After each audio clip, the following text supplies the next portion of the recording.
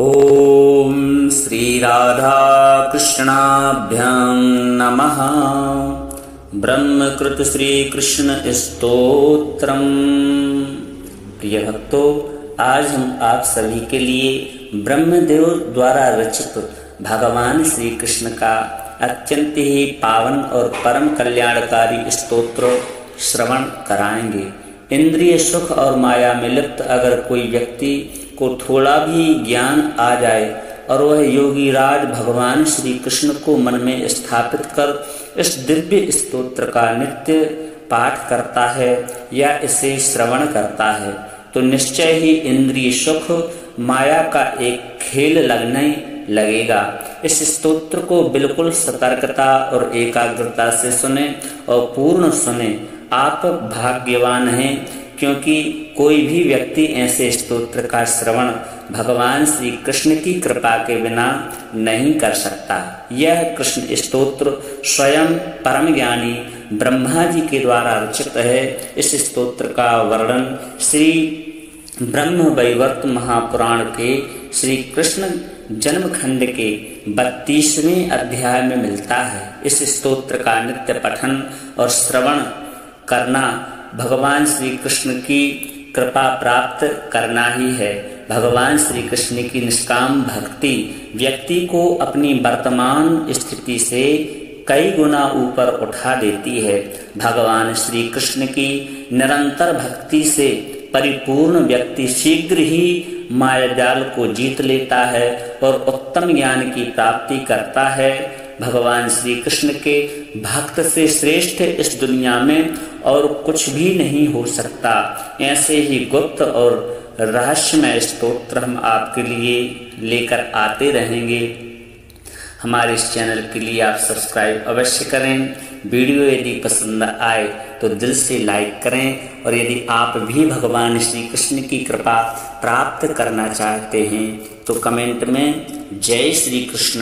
अवश्य लिखें। श्री ब्रह्म वैवर्त पुराणे ब्रह्मकृतं श्री कृष्ण स्तोत्रम्। ब्रह्मोवाच कृष्णं वन्दे गुणातीतं गोविन्दमेकमक्षरम् अव्यक्तमव्ययं व्यक्तं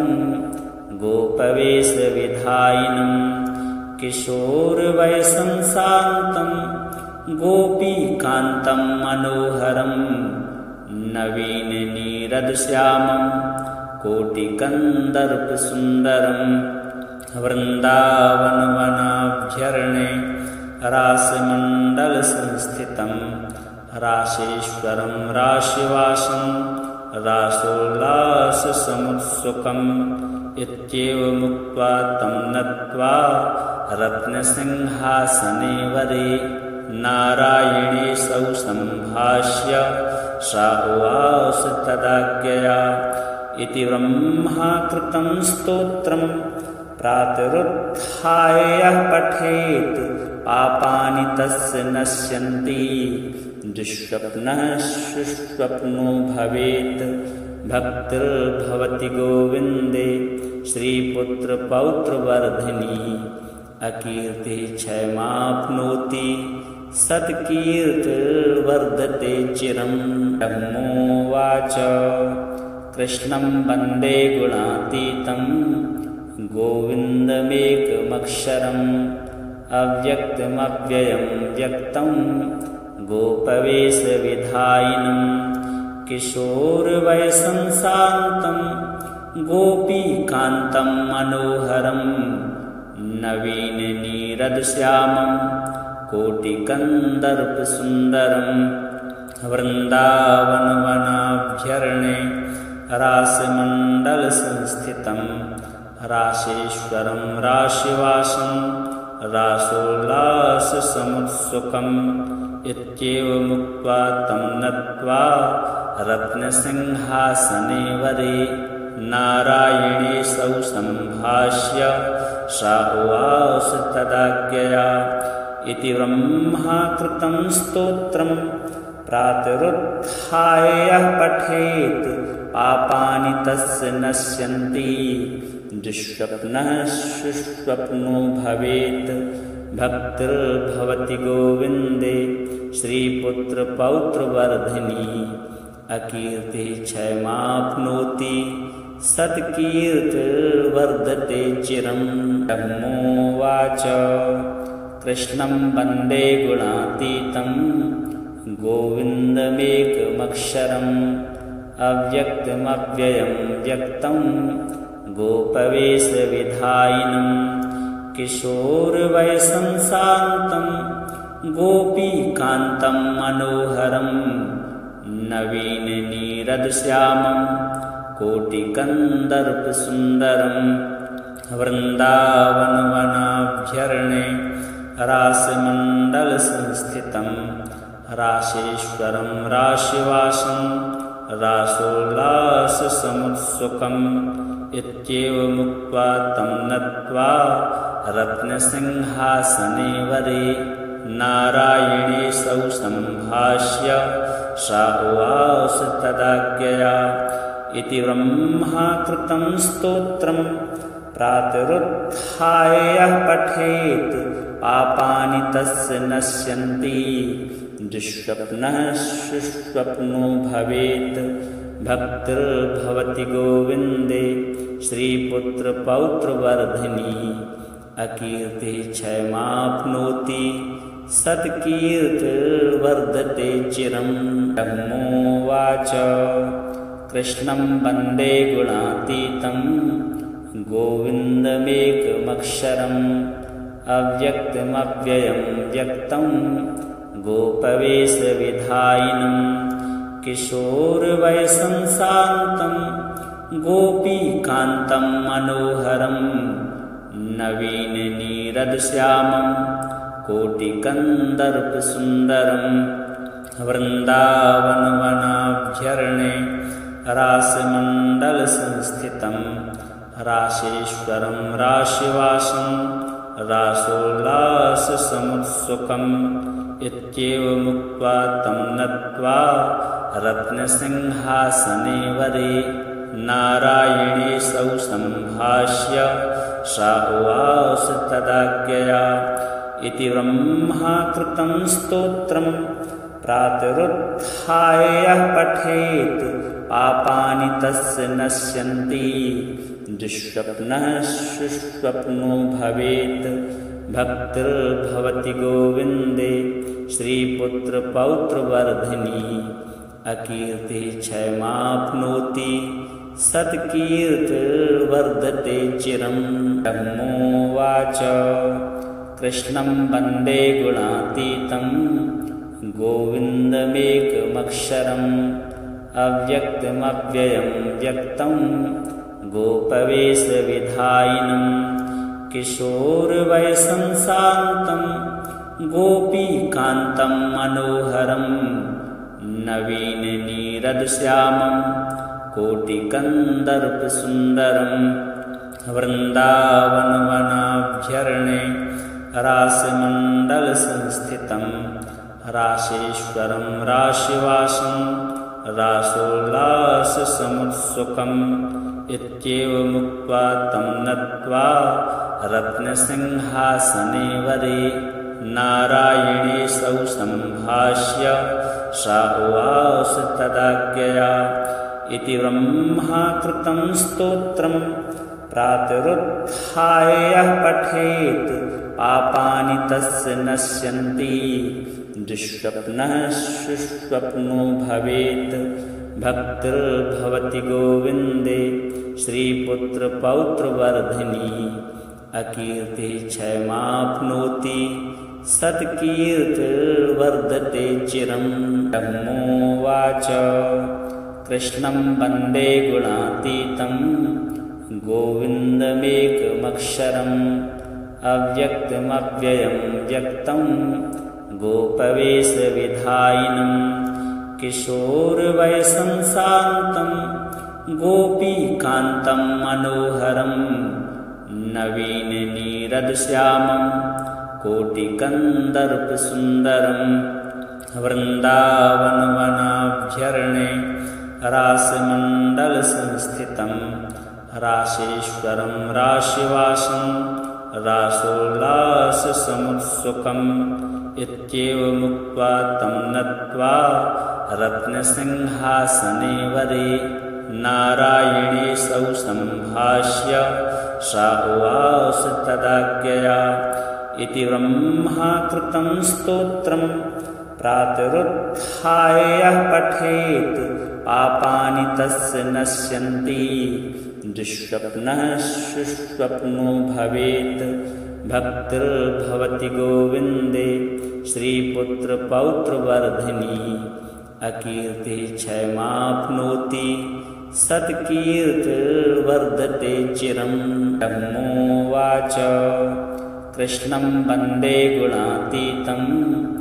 गोविन्दमेकमक्षरम् अव्यक्तमव्ययं व्यक्तं गोपवेशविधायिनं किशोरवयसं शान्तं गोपीकान्तं मनोहरं नवीननीरदश्यामं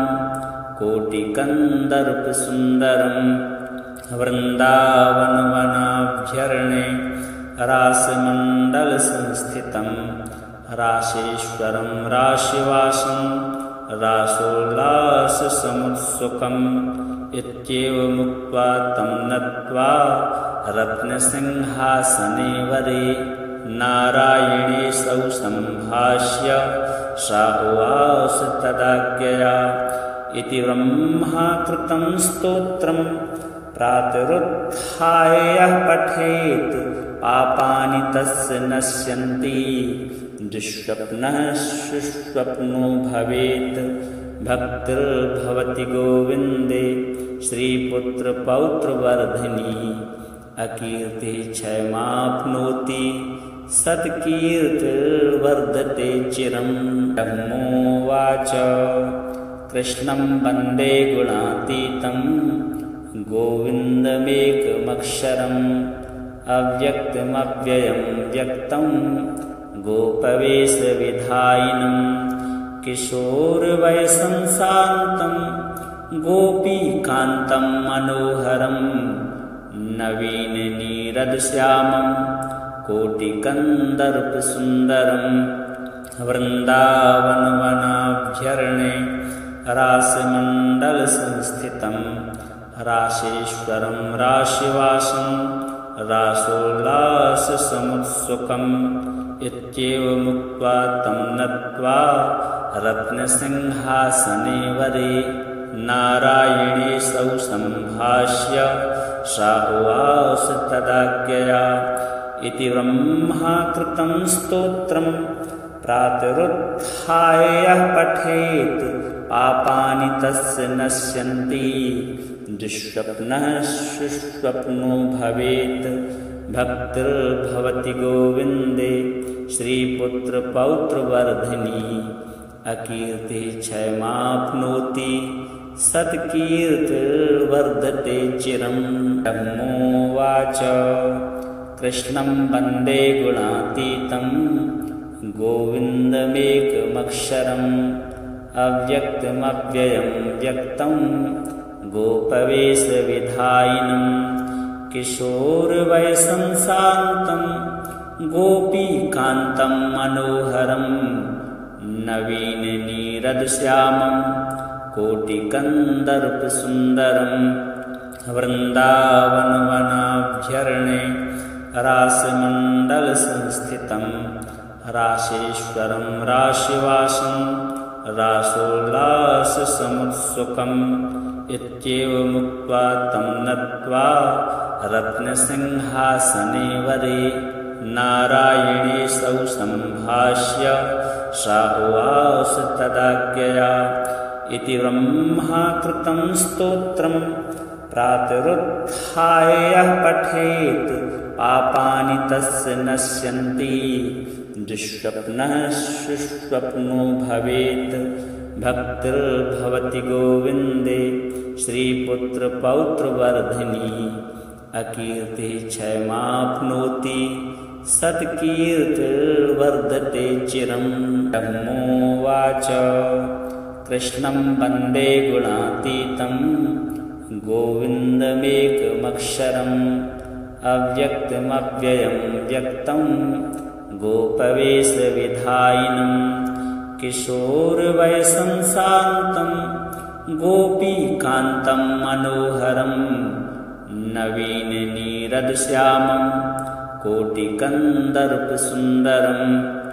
वृन्दावनवनाभ्यरणे रासमण्डलसंस्थितं रासेश्वरं राशिवासं रासोल्लाससमुत्सुकम् इत्येवमुक्त्वा तं नत्वा रत्नसिंहासने वरे नारायणेशौ सम्भाष्य सा उवाच तदाज्ञया इति ब्रह्मा कृतं स्तोत्रं प्रातरुत्थाय यः पठेत् पापानि तस्य नश्यन्ति दुःस्वप्नः सुस्वप्नो भवेत् भक्तिर्भवति गोविन्दे श्रीपुत्रपौत्रवर्धिनी अकीर्तिः क्षयमाप्नोति सत्कीर्तिर्वर्धते चिरं ब्रह्मोवाच कृष्णं वन्दे गुणातीतं गोविन्दमेकमक्षरम् अव्यक्तमव्ययं व्यक्तं गोपवेशविधायिनं किशोरवयसं शान्तं गोपीकान्तं मनोहरं नवीननीरदश्यामं कोटिकन्दर्पसुन्दरं वृन्दावनवनाभ्यरणे रासमण्डलसंस्थितं रासेश्वरं राशिवासं रासोल्लाससमुत्सुकम् इत्येवमुक्त्वा तं नत्वा रत्नसिंहासने वरे नारायणेशौ सम्भाष्य सा उवाच तदाज्ञया इति ब्रह्मा कृतं स्तोत्रं प्रातरुत्थाय यः पठेत् पापानि तस्य नश्यन्ति दुःस्वप्नः सुस्वप्नो भवेत् भक्तिर्भवति गोविन्दे श्रीपुत्रपौत्रवर्धिनी अकीर्तिः क्षयमाप्नोति सत्कीर्तिर्वर्धते चिरं ब्रह्मोवाच कृष्णं वन्दे गुणातीतं गोविन्दमेकमक्षरम् अव्यक्तमव्ययं व्यक्तं गोपवेशविधायिनं किशोरवयसं शान्तं गोपीकान्तं मनोहरं नवीननीरदश्यामं कोटिकन्दर्पसुन्दरं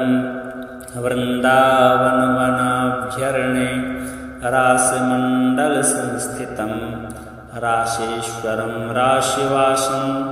रासोल्लाससमुत्सुकम् इत्येवमुक्त्वा तं नत्वा रत्नसिंहासने वरे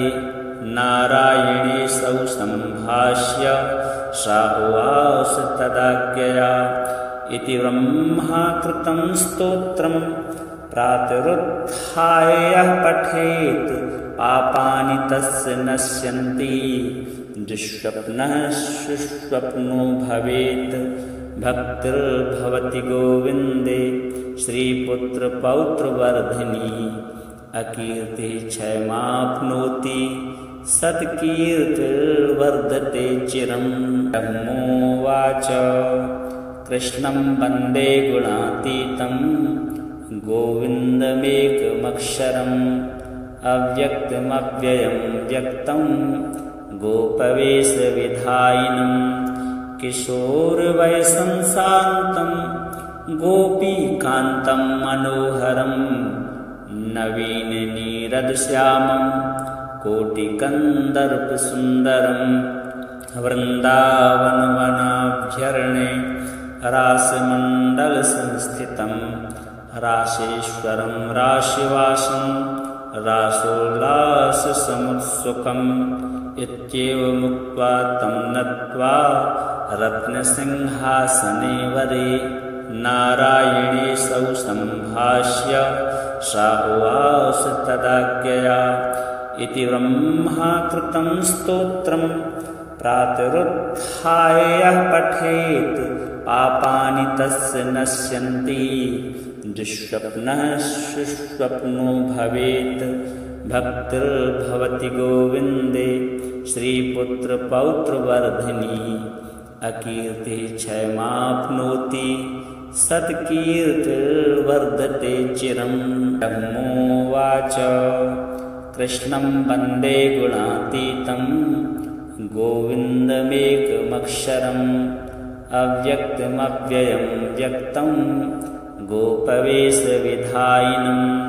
किशोरवयसं शान्तं गोपीकान्तं मनोहरं नवीननीरदश्यामं कोटिकन्दर्पसुन्दरं वृन्दावनवनाभ्यरणे रासमण्डलसंस्थितं रासेश्वरं राशिवासं रासोल्लाससमुत्सुकम् इत्येवमुक्त्वा तं नत्वा रत्नसिंहासने वरे नारायणेशौ सम्भाष्य सा उवाच तदाज्ञया इति ब्रह्मा कृतं स्तोत्रं प्रातरुत्थाय यः पठेत् पापानि तस्य नश्यन्ति दुःस्वप्नः सुस्वप्नो भवेत् भक्तिर्भवति गोविन्दे श्रीपुत्रपौत्रवर्धिनी अकीर्तिः क्षयमाप्नोति सत्कीर्तिर्वर्धते चिरं ब्रह्मोवाच कृष्णं वन्दे गुणातीतं गोविन्दमेकमक्षरम् अव्यक्तमव्ययं व्यक्तं गोपवेशविधायिनं किशोरवयसं शान्तं गोपीकान्तं मनोहरं नवीननीरदश्यामं कोटिकन्दर्पसुन्दरं वृन्दावनवनाभ्यरणे रासमण्डलसंस्थितं रासेश्वरं राशिवासं रासोल्लाससमुत्सुकम् इत्येवमुक्त्वा तं नत्वा रत्नसिंहासने वरे नारायणेशौ सम्भाष्य सा उवाच तदाज्ञया इति ब्रह्मा कृतं स्तोत्रं प्रातरुत्थाय यः पठेत् पापानि तस्य नश्यन्ति दुःस्वप्नः सुस्वप्नो भवेत् भक्तिर्भवति गोविन्दे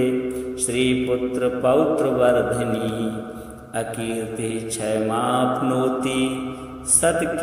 सत्कीर्तिर्वर्धते चिरं ब्रह्मोवाच कृष्णं वन्दे गुणातीतं गोविन्दमेकमक्षरम् अव्यक्तमव्ययं व्यक्तं गोपवेशविधायिनं किशोरवयसं शान्तं गोपीकान्तं मनोहरं नवीननीरदश्यामं कोटिकन्दर्पसुन्दरं वृन्दावनवनाभ्यरणे रासमण्डलसंस्थितं रासेश्वरं राशिवासं रासोल्लाससमुत्सुकम् इत्येवमुक्त्वा तं नत्वा रत्नसिंहासने वरे नारायणेशौ सम्भाष्य सा उवाच तदाज्ञया इति ब्रह्मा कृतं स्तोत्रं प्रातरुत्थाय यः पठेत् पापानि तस्य नश्यन्ति दुःस्वप्नः सुस्वप्नो भवेत् भक्तिर्भवति गोविन्दे श्रीपुत्रपौत्रवर्धिनी अकीर्तिः क्षयमाप्नोति सत्कीर्तिर्वर्धते चिरं ब्रह्मोवाच कृष्णं वन्दे गुणातीतं गोविन्दमेकमक्षरम् अव्यक्तमव्ययं व्यक्तं गोपवेशविधायिनं किशोरवयसं शान्तं गोपीकान्तं मनोहरं नवीननीरदश्यामं कोटिकन्दर्पसुन्दरं वृन्दावनवनाभ्यरणे रासमण्डलसंस्थितं रासेश्वरं राशिवासं रासोल्लाससमुत्सुकम् इत्येवमुक्त्वा तं नत्वा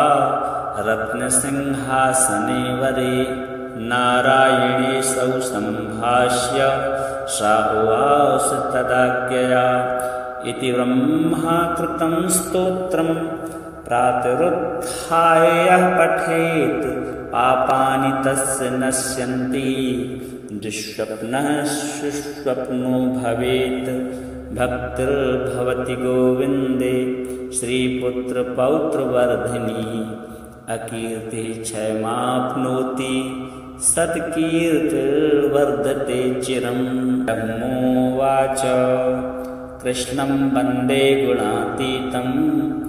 गोविन्दमेकमक्षरम् अव्यक्तमव्ययं व्यक्तं गोपवेशविधायिनं किशोरवयसं शान्तं गोपीकान्तं मनोहरं नवीननीरदश्यामं